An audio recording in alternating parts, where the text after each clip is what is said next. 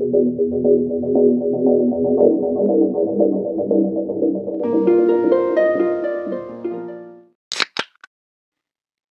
ibu memiliki peran dan tanggung jawab yang besar dalam kehidupan seorang anak.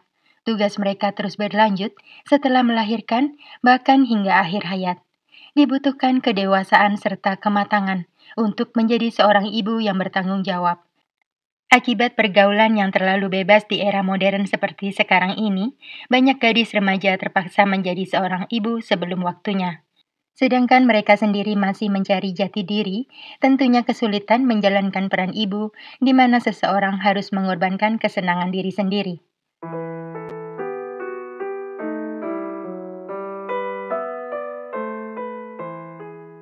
Verpi Kudi lahir pada tanggal 5 Desember tahun 2001 dari pasangan Muba Kudi dan Asia Betrani. Dia tumbuh dan dibesarkan di London dalam keluarga kelas menengah. Saat masih kecil, Verpi dikenal sebagai sosok yang selalu ceria dan murah senyum. Namun perilakunya memburuk ketika beranjak dewasa. Verpi jadi suka memberontak dan melawan kedua orang tuanya, hingga dia terjerumus dalam pergaulan yang salah dan sering membuat masalah. Verpi malas belajar dan seringkali bolos sekolah. Setiap kali beradu argumen dengan ayah dan ibunya, Verpi selalu kabur dari rumah selama berhari-hari, tanpa berkabar dan tidak jelas di mana keberadaannya. Perilaku buruk Verpi sering membuat kedua orang tuanya resah dan khawatir. Bila putri mereka tidak merubah sikap, maka besar kemungkinan suatu hari Verpi akan melakukan sebuah kesalahan fatal.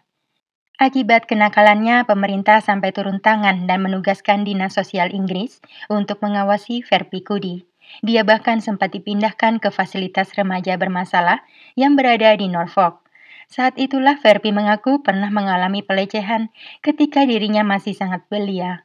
Mungkin pengalaman pahit itu menjadi salah satu faktor penyebab perilakunya yang suka memberontak, selain karena masih remaja. Gaya hidup Verpi yang bebas tanpa batasan akhirnya membuatnya mengandung. Putri cantik yang diberinya nama Asia Kudi lahir pada tanggal 22 Maret tahun 2018. Setelah itu, Verpi ditemani ibunya pindah ke kota Brighton yang berjarak 2 jam berkendara dari kota London. Di sana mereka menyewa apartemen murah berukuran sangat kecil, hanya seluas 1 kamar, sehingga tidak nyaman bila ditinggali bertiga. Verpi yang memang tidak punya hubungan dekat dengan keluarganya mulai berselisih dengan ibunya. Hingga akhirnya ibu Verpi memutuskan kembali ke London, meninggalkan Verpi mengurus Asia sendirian. Sejak saat itu Verpi semakin jarang berkomunikasi dengan orang tuanya di London dan hanya menelpon mereka saat butuh bantuan uang. Setiap bulannya, Verpi memang mendapat tunjangan sosial dari pemerintah, tetapi nilainya sedikit dan sering tidak cukup untuk memenuhi kebutuhannya. Pada tanggal 30 September tahun 2019, Dinas Sosial memindahkan Verpi dan putrinya Asia ke komplek apartemen milik Yayasan YMCA. Hal itu dilakukan agar petugas lebih mudah mengawasinya. Komplek apartemen itu memang dikhususkan untuk menampung ibu muda atau ibu remaja yang mengasuh putra-putri mereka sendirian. Terdiri dari 8 gedung apartemen, di mana di setiap gedungnya ada seorang staf yang berjaga selama 24 jam dan siap membantu bila ada penghuni yang memerlukan. Selain itu, ada kamera CCTV di setiap lantai apartemen untuk memastikan keamanan dan kenyamanan penghuni. Saat Verpi tinggal di sana, pihak dinas sosial secara rutin mengunjungi Verpi yang masih di bawah umur, sekaligus mengawasi Asia untuk memastikan keadaannya baik-baik saja. Verpi juga diwajibkan untuk melapor bila hendak meninggalkan komplek apartemen. Sayangnya, perilaku Verpi tidak juga berubah meski sudah jadi seorang ibu. Dia masih sering melanggar aturan dan meninggalkan Asia sendirian tanpa pengawasan. Hingga akhirnya, apa yang dikhawatirkan kedua orang tua Verpi selama ini pun terjadi. Dia melakukan sebuah kesalahan fatal hingga berakhir duka.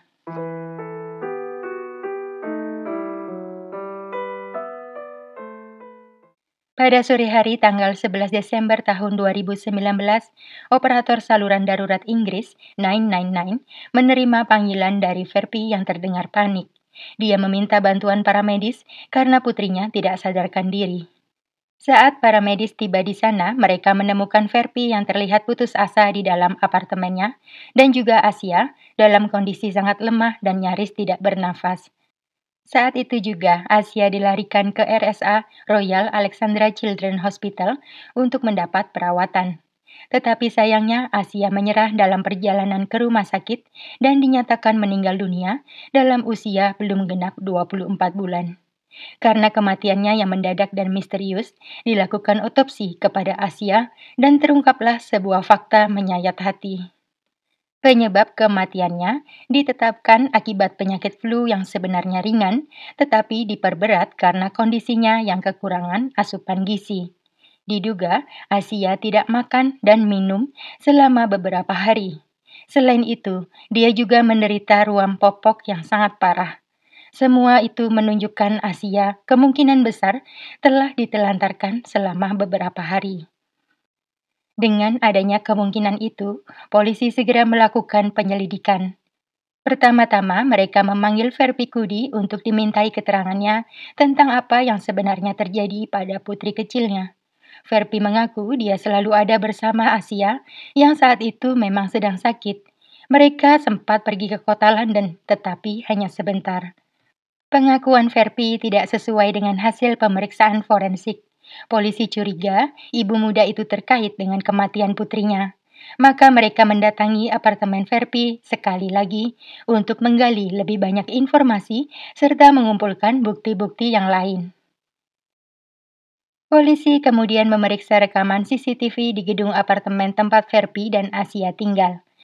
Dari rekaman CCTV, diketahui selama kurun waktu 2 bulan, sejak Oktober tahun 2019 hingga November tahun 2019, Verpi terlihat meninggalkan Asia sendirian di apartemennya sebanyak 6 kali dalam jangka waktu cukup lama. Yang pertama kali terjadi pada tanggal 23 Oktober saat Verpi pergi ke pesta ultah temannya dan meninggalkan Asia sendirian selama 7 jam 18 menit. Yang kedua terjadi pada tanggal 7 November, Verpi meninggalkan Asia sendirian selama 10 jam dan 37 menit. Yang ketiga terjadi 2 hari kemudian. Verpi meninggalkan Asia sebanyak 2 kali, yang pertama selama 17 jam, kemudian pergi lagi selama setengah jam. Yang keempat terjadi pada tanggal 23 November saat Verpi pergi ke pesta ultah temannya yang lain dan meninggalkan Asia sendirian selama 2 hari, 5 jam, dan 51 menit. Yang kelima terjadi pada tanggal 28 November saat Verpi meninggalkan Asia sendirian selama 11 jam 35 menit. Dan yang keenam menjadi puncak aksi pengabaian Verpi kepada Asia. Peristiwa itu terjadi pada tanggal 5 Desember tahun 2019 saat Verpi merayakan ultahnya sendiri dan meninggalkan Asia sendirian tanpa pengawasan selama 5 hari berturut-turut. Rekaman kejadian ke-6 itu dimulai pada pukul 5:40 sore ketika Verpi tampak berjalan keluar dari pintu masuk gedung menggunakan jaket hitam dan celana jeans. Selama 6 hari setelah itu, kamera CCTV tidak merekam Verpi kembali ke apartemennya.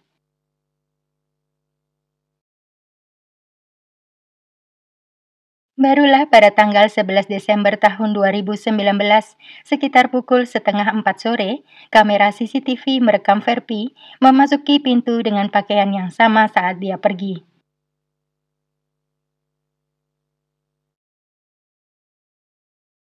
Hingga 3 jam kemudian sekitar pukul 6 petang, Verpi menghubungi telepon darurat 999 untuk meminta bantuan. Selama 6 hari, Verpi merayakan ultahnya dengan berpesta dan bersenang-senang bersama teman-temannya.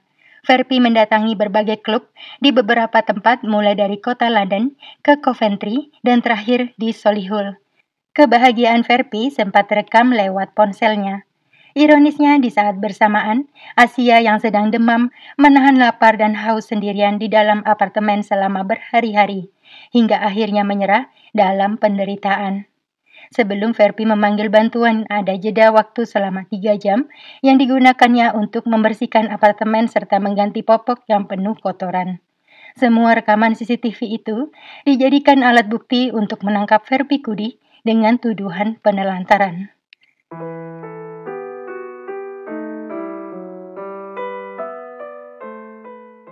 Kasus Verpikudi yang ditangkap karena menelantarkan putrinya demi berpesta pora dengan cepat jadi viral. Dalam persidangan, terungkap sejumlah fakta baru seputar kematian Asia. Rupanya selama 6 hari berpesta-pesta, Verpi telah membohongi semua orang. Kepada teman-temannya yang mengkhawatirkan Asia, Verpi mengaku sudah menitipkan putrinya itu untuk dijaga oleh staf apartemen. Sedangkan kepada orang tuanya, Verpi mengaku tidak akan merayakan ultahnya kali itu dan dia akan tinggal di rumah bersama Asia yang sedang demam. Staf apartemen dan petugas dinas sosial yang sering berinteraksi dengan Verpi mengaku sama sekali tidak menduga Verpi tega menelantarkan putrinya karena selama ini dia terlihat sangat mengasihi Asia.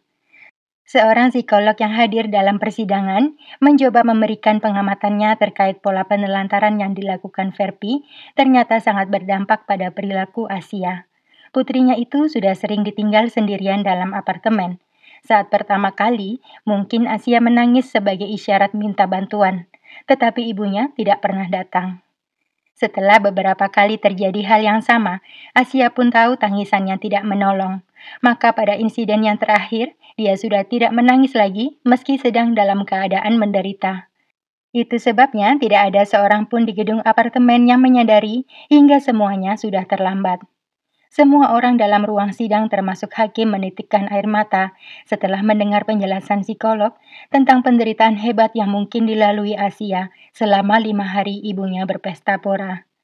Hakim yang geram mengatakan bahwa Verpi hanyalah seorang pembohong besar yang tahu perbuatannya salah tetapi terus berbohong demi menghindari hukuman. Pada tanggal 6 Agustus tahun 2021, Verpikudi akhirnya dinyatakan bersalah atas dakwaan penelantaran hingga berakibat kematian.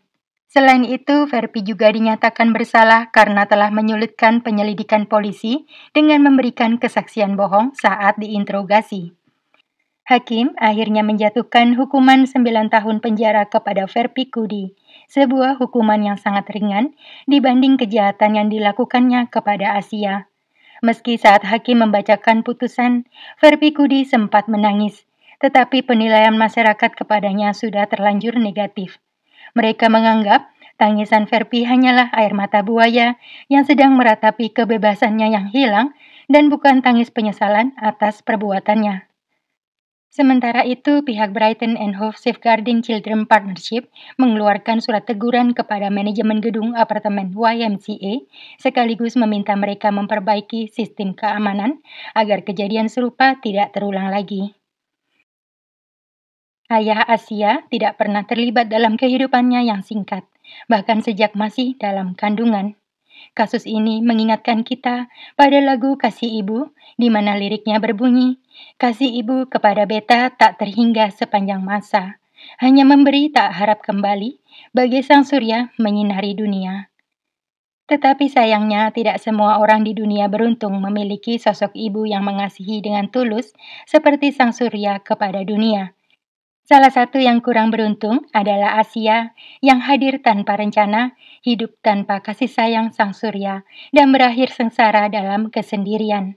Sekarang Asia lebih bahagia di sisi sang pencipta, di mana dia tidak merasa sedih, kesepian, ataupun sakit untuk selamanya.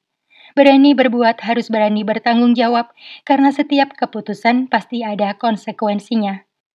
Jangan jadi seperti Verpikudi yang cuma mau enaknya tetapi konsekuensinya disia-siakan. Itulah akhir kasus kali ini. Sampai bertemu dalam kasus berikutnya dan terima kasih.